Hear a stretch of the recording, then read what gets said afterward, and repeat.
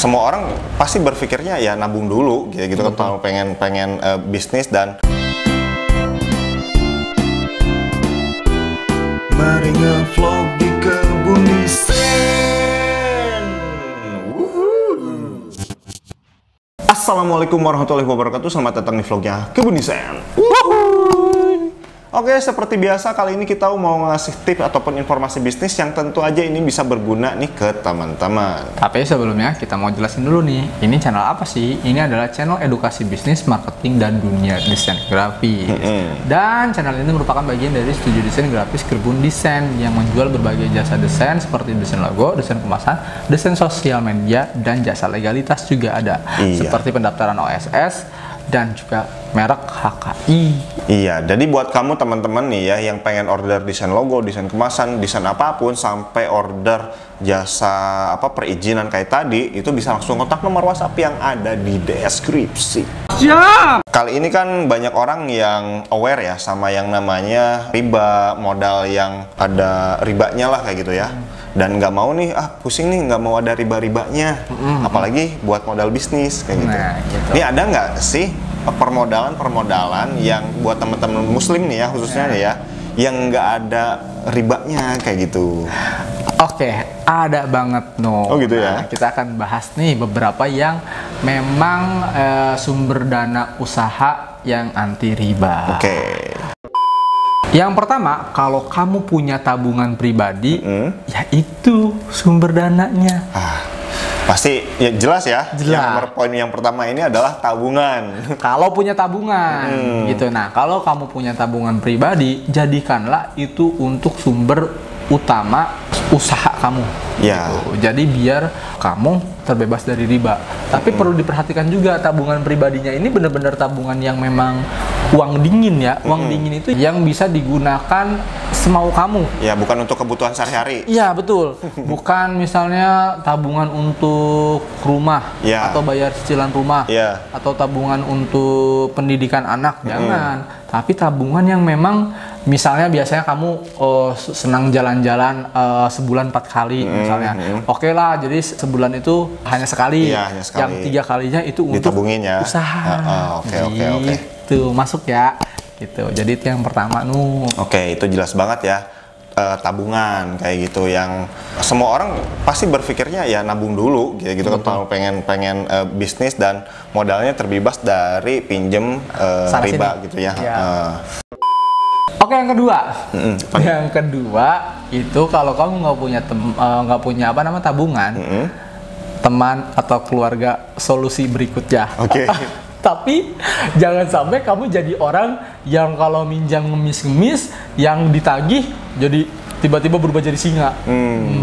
Jangan seperti itu ya. Apalagi ini untuk usaha. Kalau usahanya mau panjang, kamu minjem uang ke teman atau ke keluarga, ya bayarnya juga harus tepat waktu. Ya, gitu. Intinya kan ini kan pengen bebas dari riba gitu ya. Betul. Ya masa pinjem tapi kitanya malah nyusahin orang gitu kan. Nah, gitu. Tahu diri lah gitu. Tahu diri lah kamu, apalagi ini uang untuk usaha.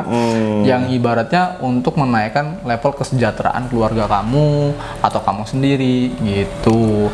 Ya intinya segala sesuatu kalau kamu mau berwirausaha, lakukanlah dengan hal yang baik. Iya. Gitu. Kayak siapa ya? Sempet dengar cerita dari salah satu pebisnis yang udah terkenal gitu, cuman lupa lagi. Jadi ada keluarganya pinjam uang buat makan, itu dimarahin. Kamu kalau pinjam buat makan, buat bulan depan kamu juga bakal pinjam lagi habis. Tapi kalau kamu pinjam uang buat bisnis, saya kasih. Wah, itu mendidik banget ya. Ibarat kata si pebisnis tersebut tidak mau memberikan ikan, tapi lebih baik memberikan pancingan. Ya, jadi biar bulan depan tuh kamu nggak pinjem lagi buat makan, tapi menggolongkan hasil dari uang yang dikasih pinjem kayak gitu. Aku juga salah satu termasuk yang paling anti sih kalau misalnya minjemin untuk makan kayak gitu. Mendingan buat buat usaha atau kalau misalnya pepet buat pendidikan, saya masih bisa bantu. Gitu. Karena kan kalau misalnya buat pendidikan ya ijazahnya bisa buat kerja. Ya, investasi lah ya pendidikan mah, biar cerdas, biar kita tahu harus berbuat apa. Betul gitu ya. sekali. Kalau cerdas yang kayak gitu, tahu harus berbuat apa di situasi apa kayak gitu ya. Iya, gitu. berikutnya, karena kan masa pandemi kemarin banyak banget orang yang di PHK. Oh itu banyak banget ya? Ya banyak banget yang di PHK. Nah kan suka dapat tuh yang namanya pesangon. Iya. Itu bisa dijadikan modal untuk usaha kamu. Tapi perlu diperhatikan juga komposisinya nih ya. Misal kamu dapat pesangon 100 juta. Jangan semuanya untuk usaha. Tapi ada yang untuk makan beberapa bulan, ada juga untuk berwirausaha. Gitu, ibarat kata biar kamu tuh nggak ngambil uang yang untuk makan, tapi bener-bener ngambil yang buat usaha. Misalnya 100 juta nih ya, oke modal usaha 30 juta deh, 70 jutanya untuk makan. Ya jangan dihabisin ya, nanti kamu malah mati gitu. Usahanya misalkan belum jalan banget, kamu nggak bisa makan. Nggak bisa makan ya repot juga. Makanya harus di manage itu berapa persen buat makan, berapa tahun, misalkan 1-2 tahun gitu ya. Karena bisnis kan perlu proses kayak gitu kan. Selama 2 tahun tersebut kamu ada tabungan buat makannya, operasionalnya dan sebagainya. Pokoknya sudah selama 2 tahun. Nah, yang sisanya 30%-nya itu buat bisnis sampai berkembang selama 2 tahun itu sampai besar kayak gitu. Memang sih yang paling bagus tuh bukan 50-50 ya, tapi 70-30. 70% itu untuk operasional dan kebutuhan hidup kamu sehari-hari. Misalnya tadi kata Dino untuk 2 tahun, 30%-nya ya untuk bisnis. Iya, kayak gitu. Jadi kamu benar-benar ngambil modal tuh yang dari 30% itu, jangan ngambil yang dari 70%. Betul. Jadi disiplin dalam mengelola keuangan. Apalagi untuk bisnis ya. Iya, benar. Yang terakhir, misalnya kamu bukan orang yang di PHK, kamu juga ibarat kata tidak punya keluarga atau tidak punya teman, terus ibarat kata yang awal tadi kamu nggak punya tabungan pribadi, bisa gunakan strategi berikut ini. Ikuti kompetisi bisnis.